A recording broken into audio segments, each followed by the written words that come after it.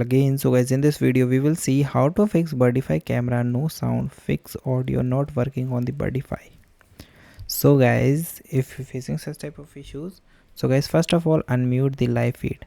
Open the Birdfy app and tap on your camera's live feed and look at the function button on the left or right side of the screen. Then tap the speaker icon to toggle the sound and ensure it does not have the line through it. Then guys, check the smartphone volume. Ensure your phone physically volumed are turned up and that your device is not silent mode or do not disturb mode, which often mutes in app media. And guys, check app permissions.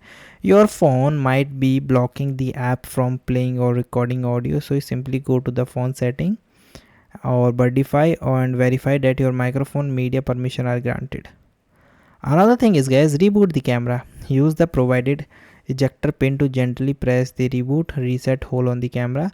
Alternatively, press and hold the power button for 1 second to shut it down, then hold it for 3 seconds to turn it back on. Update firmware in the app. So outdated firmware can cause the audio glitch. Open the Birdfy app. So you go to your device setting and check for any available firmware or the app updates.